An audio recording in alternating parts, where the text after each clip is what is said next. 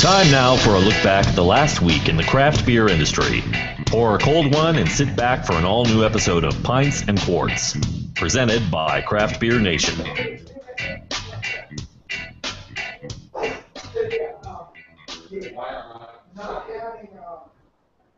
Well, hello everyone, and welcome to another episode of Pints and Quarts from Craft Beer Nation. We are gathered here on a Thursday night. Today is September the 18th of 2014, and we are gathered here to talk with Annie Johnson. Before we get to her, we've got a regular panel of folks here from the Craft Beer Nation. We got Randy Gardner Jr., Lola Laracy, who's having some technical issues and will hopefully be with us in a minute, Doug Nolan, Charles Dunkley, Ashley Bauer, and myself, Matt Miller. So we are going to talk with Annie Johnson, and if you've watched our YouTube channel, she's been in a few hangouts with us. She is a BJCP judge and fun person all around. She is also the 2013 American Homebrewers Association's Homebrewer of the Year. I got that all out without stuttering. That was an impressive feat on my part. Thank you very much. And she's a lot of fun, and she works with PicoBrew, and she's going to talk to us about the PicoBrew microwave-looking, awesome home brewing machine. What is it? A Zymatic machine? Is that what the? So we're going to. The Zymatic. Zymatic. The Zymatic. I like that. That sounds very. If I were watching like a '50s movie, and they're like, next year in technology, in 30 years, this is how we're going to brew beer. This is how I would expect that thing to go. The Zymatic. I love that word. So Annie, how are you? And tell us how your adventure with PicoBrew got going and what you've got there with you. Good. I'm well. I've been with PicoBrew since January of this year. Things are going really well. We've had quite a few orders. We've taken the National Homebrewers Conference. It was a good time. We brought a bunch of beer. It was well received. It was really nice to see people too, because I hadn't gone the year before. And then just working hard, creating recipes, and getting ready to go to Great American Beer Festival in 2 weeks. I think it's 2 weeks. Yeah, the first week of October, right? I don't know if is anybody going here on a panel? Or? I wish. Yeah, not this year. My kids are still too small to talk my wife into going. So, Ditto for me. Yeah, maybe years down the road. Have you been before, Annie? This will be my first time, yeah. And it'll be interesting because we're going. We sponsor, so we're bringing a Zymatic. They have a homebrew mart on the main floor, but I also have a beer in the Pro-Am competition with Kevin Pratt. He's the brewmaster at Santa Barbara Brewing Company. Ah, well, I'll warn you now that I've been to trade shows as a marketing and sales guy before, and it's no fun. It's not as fun as it is to be there as a customer. So no, it was a lot of work at the homebrew conference in Grand Rapids. Yeah, get your comfortable. This one is the evenings. Anti-fatigue mats and all that. Yeah. It's a lot of talking, but I know how to pace myself, and it'll be different because I don't know if it'll be different because everyone was hammered there, so they'll be hammered here. The only difference is we won't be serving beer, and we don't have to, but it should be fun. You know, I'm looking forward to it because I have a lot of friends that are brewers. And if you're in any type of work in the beer industry and you're a female, you can join the Pink Boots Society. So this will be my first chance to meet up with them, and also another group called Women Enjoying Beer by Ginger Johnson out of Oregon. She'll be there, so it'll be fun. It'll be fun. And I like people that work for the Brewers Association, you know, because I've known them so long. Homebrew Association, so I'll feel comfortable, but no doubt I'll be drunk and exhausted. Yeah. All right. Well, tell us a little bit about the machine here. This is the company was founded, and I guess a good bit of the engineering on the machine was designed by a Microsoft executive. Yeah.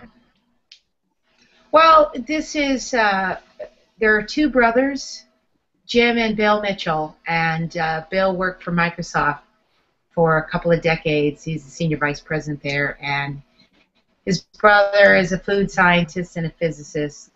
And they come from a family that's, you know, created a lot of things. The grandfather is credited with inventing Tang, Pop Rocks, Cool Whip. So there's a good bit of ingenuity and history there. So they decided, Bill was a home brewer, but I always kid him. I just figure he probably wasn't very good. Otherwise, he wouldn't have come up with the Zymatic. Yeah. So what it is, though, is an all-grain brewing appliance, and I call it an appliance because you can see the size.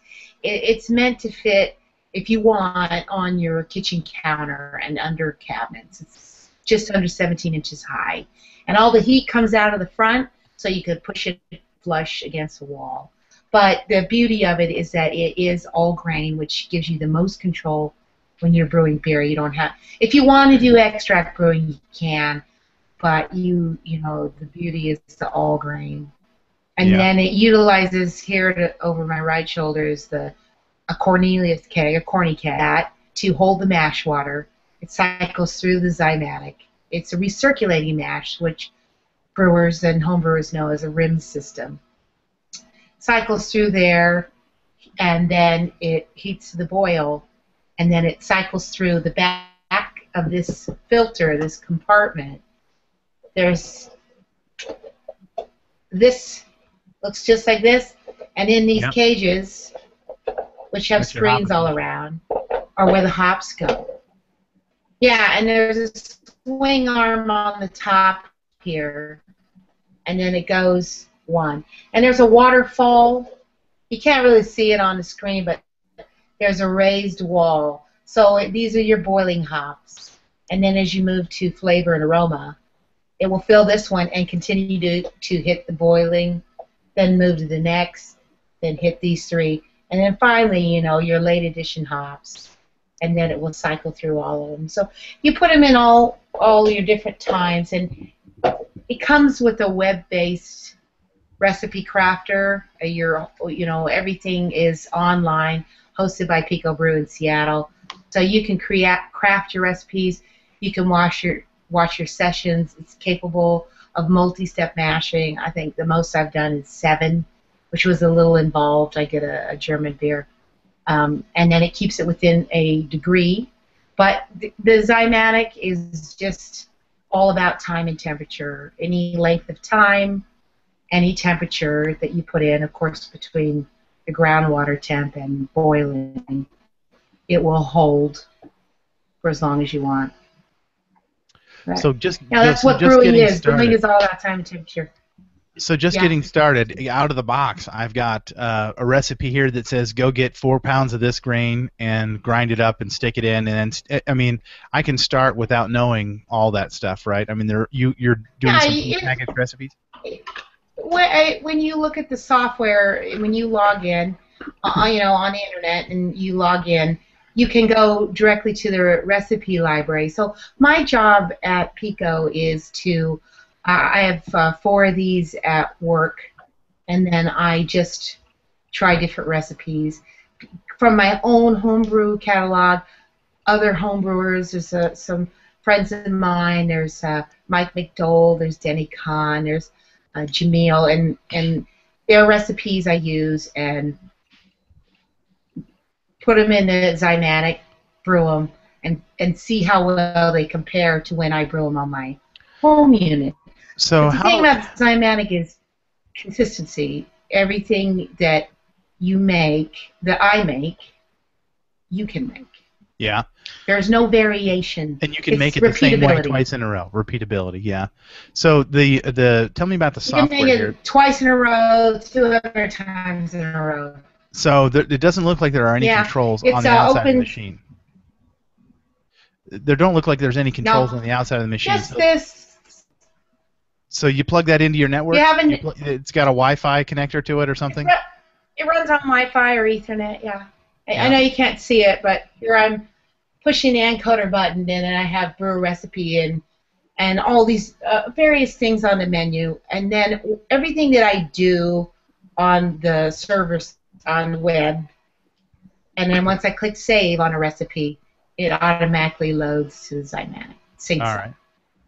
Yeah. Okay. And you can share recipes, with anybody who has a Zymatic across the globe. So, how deep is that machine? So where does the boiling happen? Like when you're, because all I see is the window for the grain. How deep is that grain? The boiling goes on in the keg? In here. Everything happens in the corny. So the water is heated. See these hoses? There's two. In and out, same as on a corny. You have the dip tube where everything goes out, and then you have gas where gas normally comes in, descends. That's where it drops back in. So you have a mimicked boil. You have agitation. Gotcha. One of our biggest questions is about dimethyl sulfide, DMS. Gotcha. And for DMS, basically, two things you need to have agitation, and you need to be able to vent steam.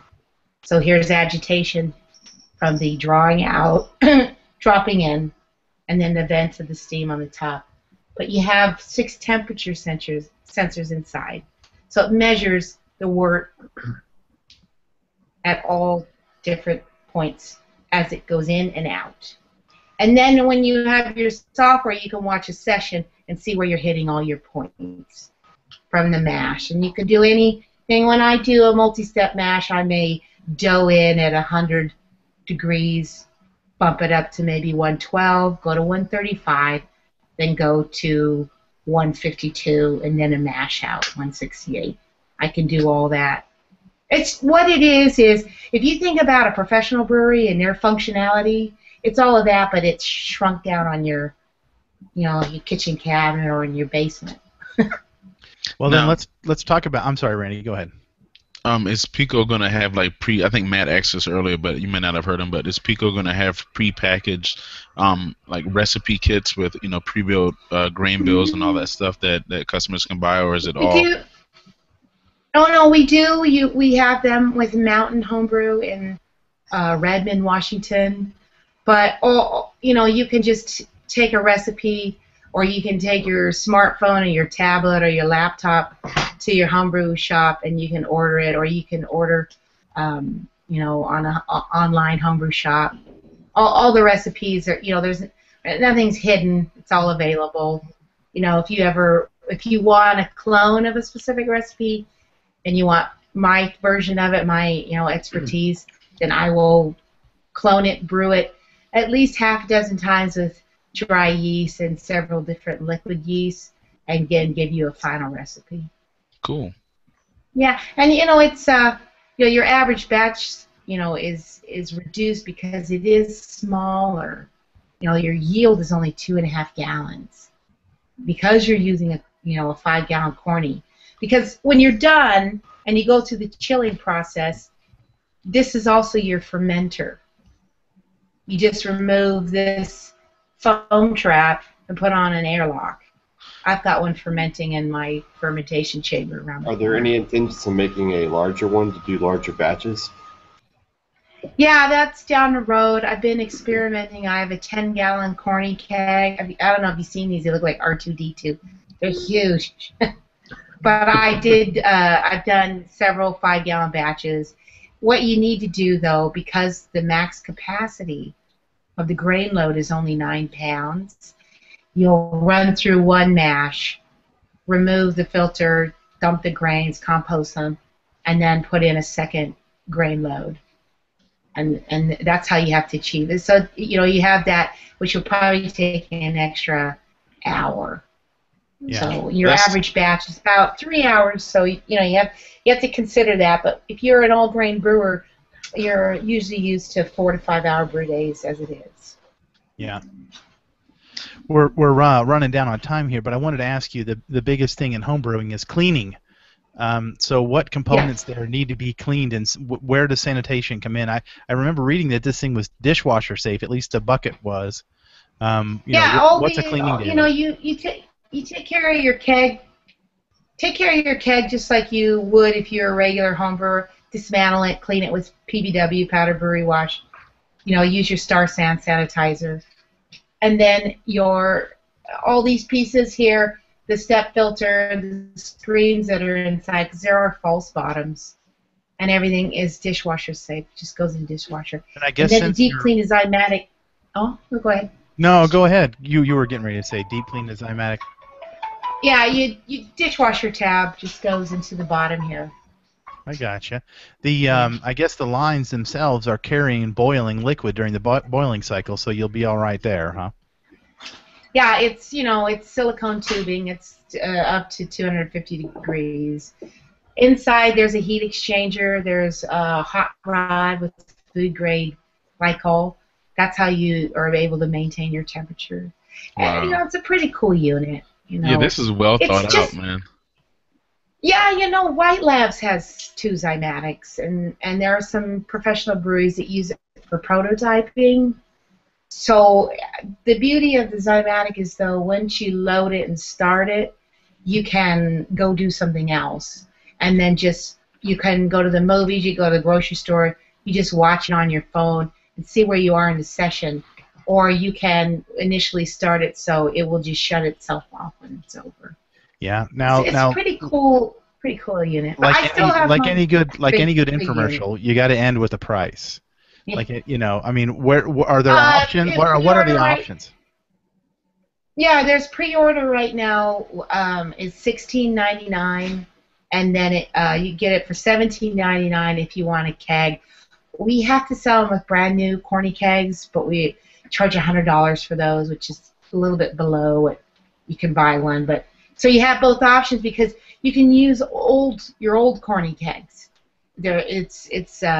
So you're not locked into buying it. And then what else was I saying? Oh, and then if you live overseas, we sell them to people in all different countries. We have a 220 version, 220 volt. All right.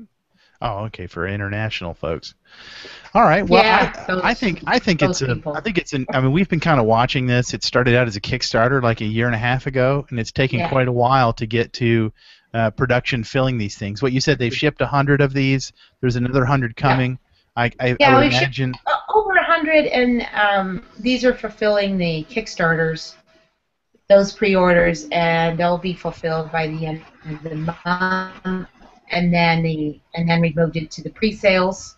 We sold quite a few units, and then continue to sell them each week.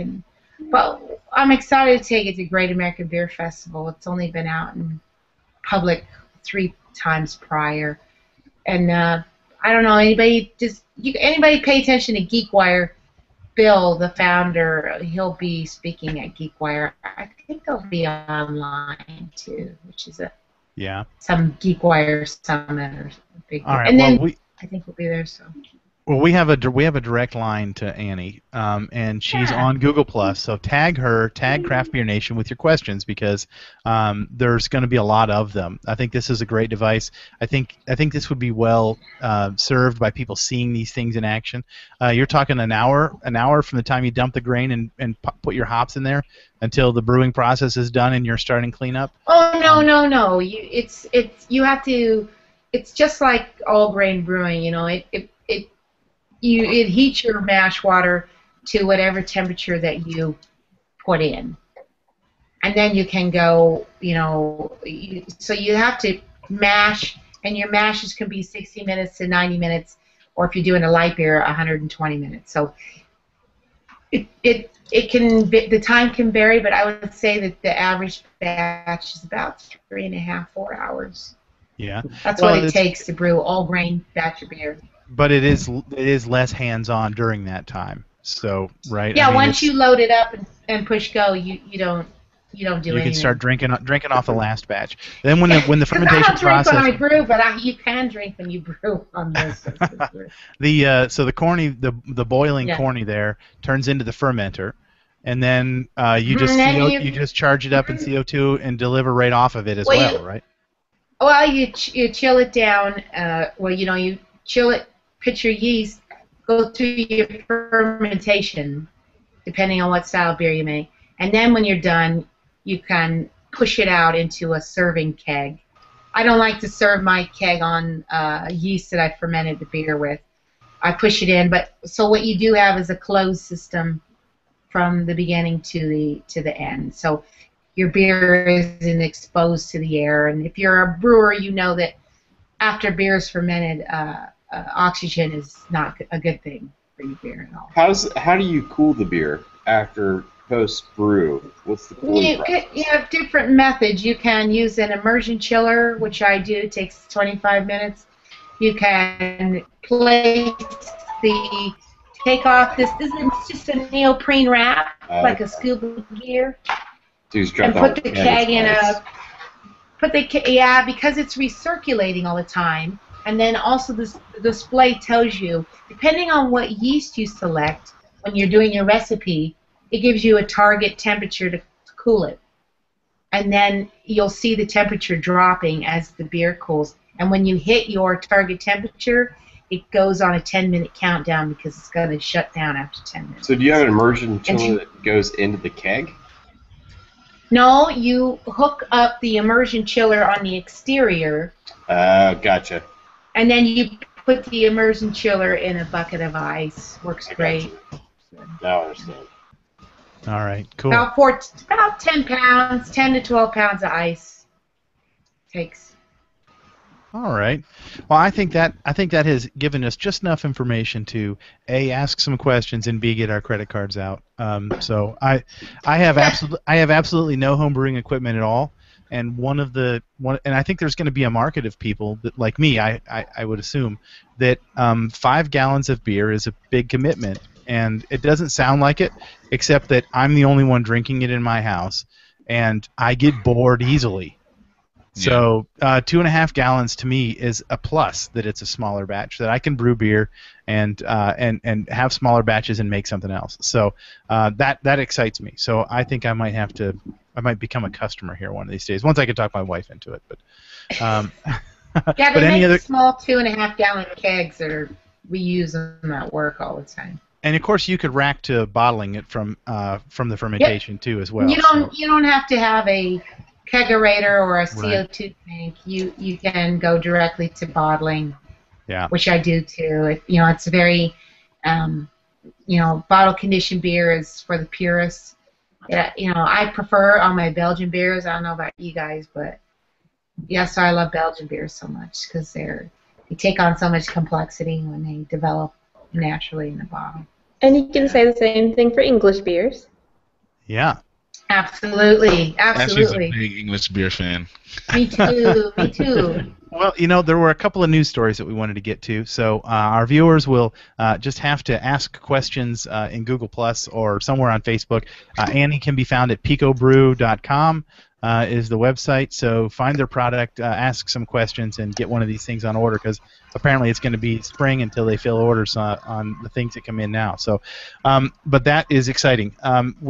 We did talk a little bit about, in the last couple of weeks, we've talked about Stone in their final decisions on moving east. There's 2 places in Virginia and 1 in Ohio, and I think there's a complication with the one, a potential complication in Ohio. So Matt. So for starters, I want to say how this whole Stone situation is kind of good for on a couple of different levels. I mean, it's getting laws changed that people obviously hadn't thought of previously, starting in South Carolina when they had the Stone bill, which is now the Stone law, which allowed breweries to be able to do, I guess, essentially their own distribution or whatnot. And now that Columbus, Ohio is now being considered one of the finalists for Stone's East Coast east of the Mississippi location, Ohio's revisiting their laws surrounding the ABV limits in beers, because as it stands right now, that could potentially be a hindrance from Stone coming to Ohio. Right now, I believe the ABV limit on the beers in Ohio are capped at, I want to say 12%. Yes, 12%. So that means that beers over 12% can't be brewed, distributed, or sold. Well, obviously that's a problem, because if you look at, for example, Woot Stout 2.0, that beer alone was 13.5%. And as it stands, that beer can't be sold in Ohio. So, I mean, and let alone be made in Ohio. So if Ohio wants to be serious about bringing this stone venture there, and all the jobs that are going to come along with it, and things like that, and just the notoriety of stone being in an Ohio city, they're going to have to get some legislation passed just the way South Carolina did. And it's interesting because Ohio right now, basically their main competition for attracting stone is, in my opinion, it looks to be either Richmond, Virginia, or Norfolk, Virginia. And the good thing is, in Virginia, which is our great state, Matt, Doug, myself, there's no cap on the ABV for beers that can be brewed, sold, or distributed.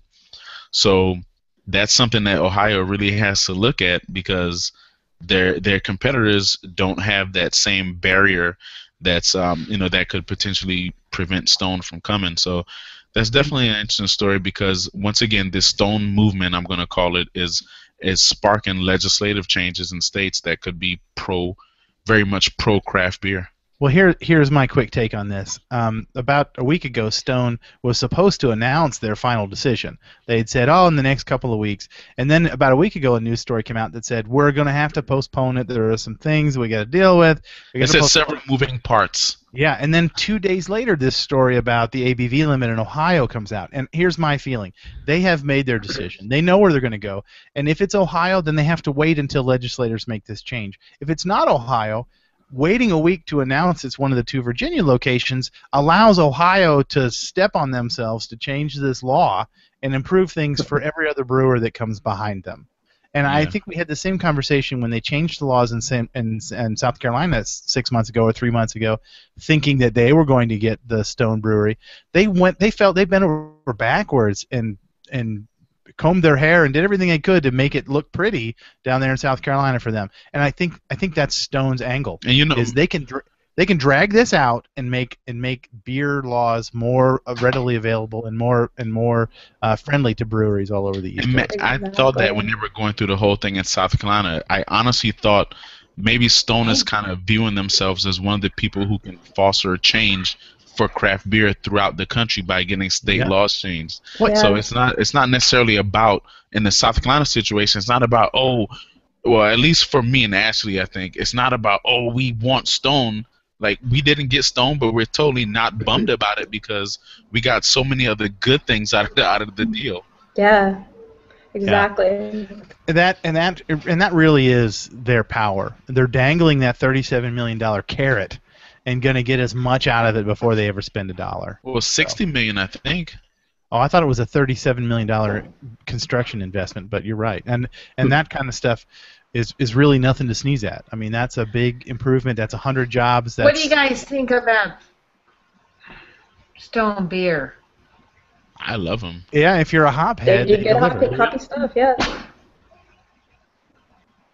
What about their Stone collaboration?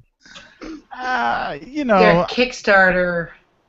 Yeah, I'm not crazy about having to buy beer before it's ready to buy, but I don't know. Some of that seems a little. I think they're just marketing. I think or them going out begging for money. They don't need the money. It's marketing. Yeah, I think they're the leaders in the craft beer development industry, and you know what? It's Kickstarter's working for board games. Kickstarter's working for a lot of things.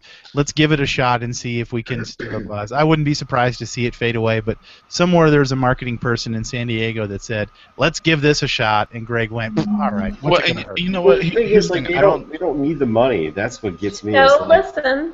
The reason why they're doing it is because when people put a little bit of money behind a business, they take a personal part in the business and they support the business more because they've put that little bit of money behind it. It has nothing to do because they need money and everything. When you go to Total Wine, you're more likely to buy a Stone product to support them. Yeah, because I think it's totally not about money as well. Just to reiterate the points made is because when you buy those beers, you can only pick them up at like Stone locations. Mm-hmm. So if it were about money, they would have made these beers readily available to everybody to be able to pick up. It's only a select population of people in the country who are going to have access to Stone locations to go and pick up these beers that they buy. So it can't be about well. I'm not saying it can't be, but it doesn't seem like it's about the money. Yeah, it's drawing people into the places once they... But it's awfully arrogant to go to Germany and say, I'm going to show you how to brew beer.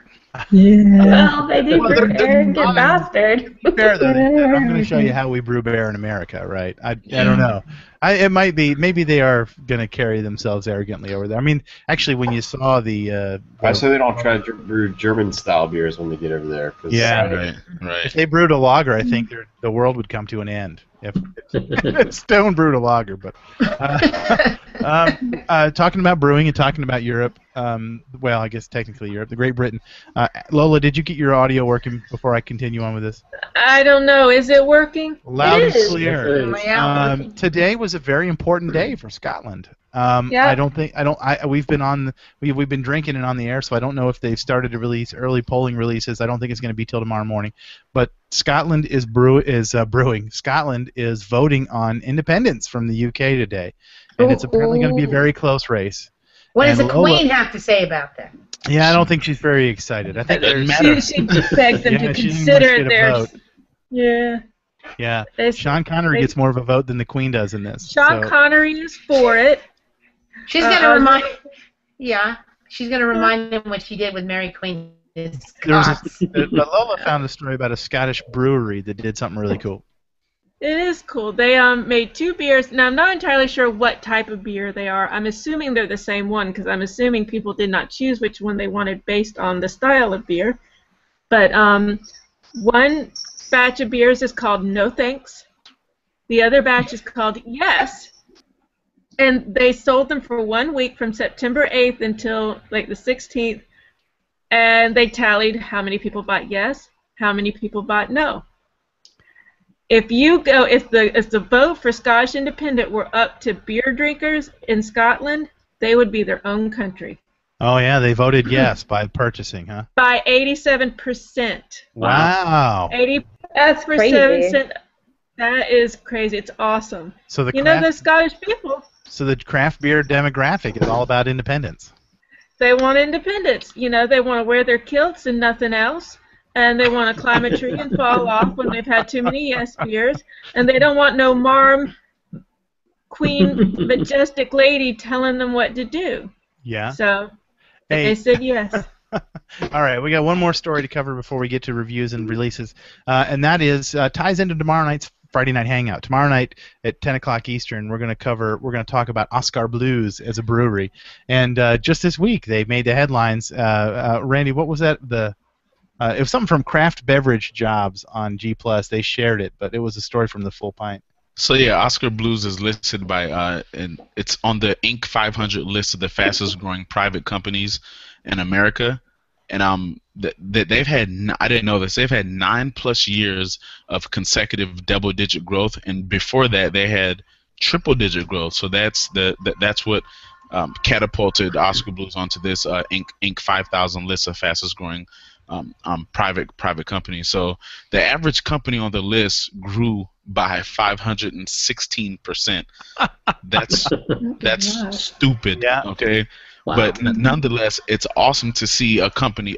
We're passionate about craft beer, so it's awesome to see guys like Oscar Blues on a list with companies like Intuit, Zappos, Under Armour, Microsoft, Jamba Juice, Timberland, Pandora, Oracle, who Larry Ellison just stepped down today, but he's gonna send me some of his money so I can brew. So I could buy a PicoBrew Zymatic, right? Yeah, exactly. but some of the things that Oscar Blues is doing that causes them to be on this list is that it's almost like they're constantly revitalizing their fan base and doing things to draw in new fans. Like, for example, they were the first ones to what's it, Old Chub Nitro? They're the first one to put a nitro canned beer. Nitro beer. You get it? Yeah, Nitro. With the addition of their second brewery in Brevard, North Carolina, they've had a 40% increase in their beer production and distribution. I mean, that's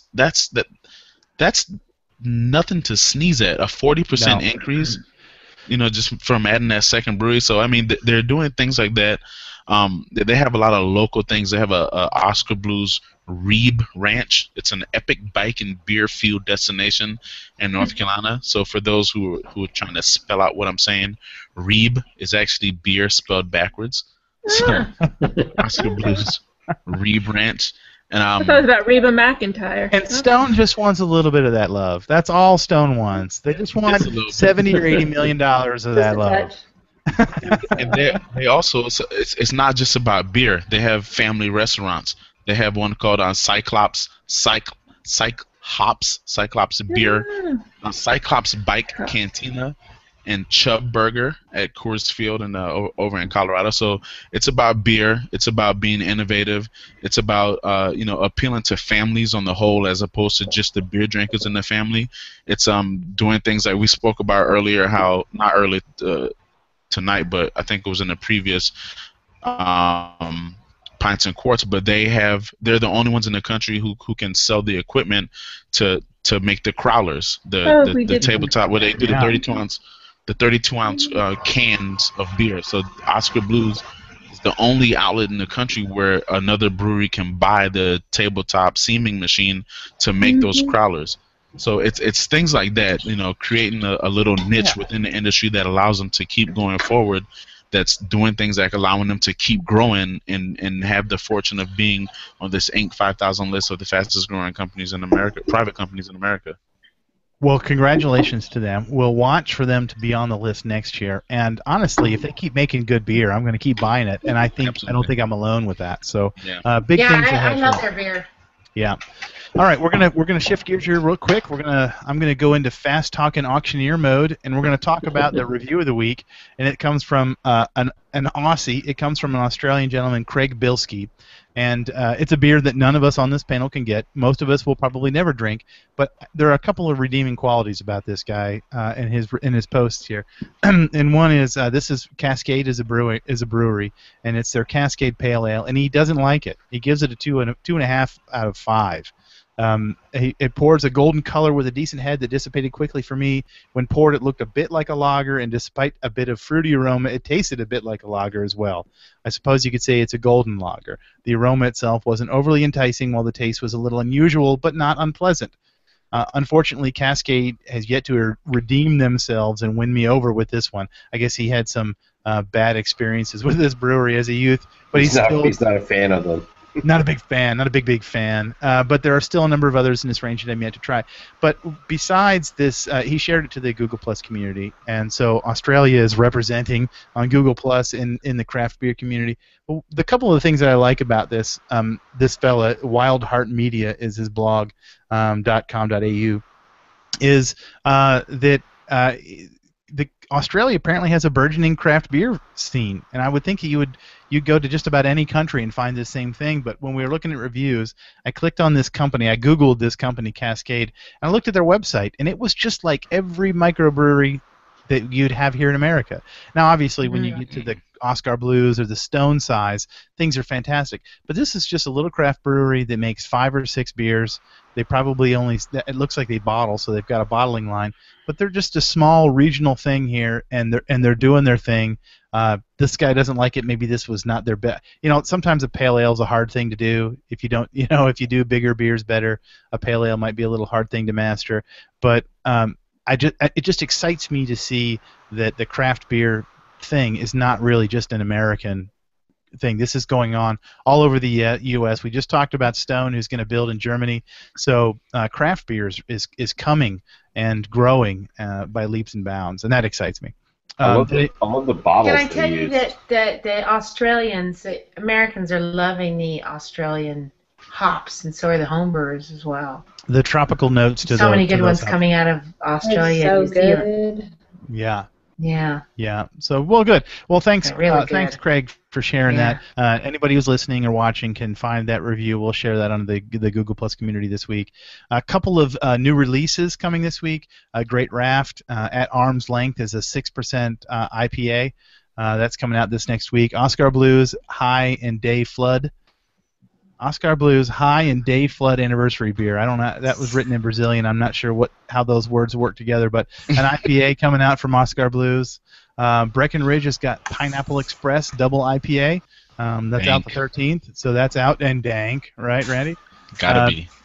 Terrapin has a Midnight Monk Belgian-style black IPA, 9.8% alcohol and 88 IBUs. That is a big Belgian style black IPA. Avery has a Fall Day IPA. It's an IPA with spruce tips, released on the 12th. Wicked Weed, which is getting ready to grow and size considerably, has a, oh my gosh, I'm not even going to try and pronounce that, Wild Double IPA brewed with Brett. That's Cottonwood Pumpkin. There's words here that don't make any sense to me. I'm sorry, I shouldn't have started that one. Funky Buddha in Florida, Imperial Red Ale with fresh hop harvest. There's a hop harvest ale coming here soon. Crooked Staves got a Blackberry Dark Origins, a sour on whiskey barrels. I think that Foothills one should have been bolded and was a separate. Oh, you're right. Foothills has got Cottonwood Pumpkin. It's bottled today. All right, very good. Thanks, Doug. High Wire from Asheville, North Carolina. It's got a barrel-aged Riss that will be included in the Ringmaster Reserve series. So that's kind of exciting. So lots of great releases coming. I guess you missed one. Yeah, Matt. No, I'm actually not talking about that one until Gil's with us. So wait, Westbrook? No, the other one. The sour at the end. It's not what I'm talking about. Ash is talking about Westbrook. What did I miss? Oh, she put it in the chat over here. Westbrook. Barrel-aged Mexican chocolate on Saturday. Yes. Get your runner right now. Hire your day labor and get down there for your 8-bottle maximum at $30 a bottle. Oh my gosh! And if you live there, go to Craigslist. There's a guy trying to hire you to stand in line for him. So right. We laughed about that today. And that's Mexican cake barrel aged. Let that sink in for a second. Delicious Mexican cake. Barrel aged that bad boy. All right, and there's a couple of different variations of that barrel aging too. That's right. Born and Brewed is a Tucson beer cup. That's this weekend. Our very good friend Victoria Peregrine is going to be at that tomorrow night. Brewgrass Beer Festival in Asheville, North Carolina. I would imagine that is a very well represented beer festival, being in Asheville, North Carolina. LA Beer Week is this coming week. Los Angeles and Orange counties. Nashville Beer Fest is on the 20th in Nashville, Tennessee. Brewed in Michigan Beer and Food Festival is in Milford, Michigan on the 26th. Addison Oktoberfest is in Addison, Texas, the 18th through the 21st. Beericana Craft Beer and Music Festival. We talked about this one last week, and we'll talk about it next week. It's in Holly Springs, North Carolina, just a little bit southwest of Raleigh, and that is the 27th. So those are your news and notes. Anything I left out other than I can't believe I blew past Westbrook?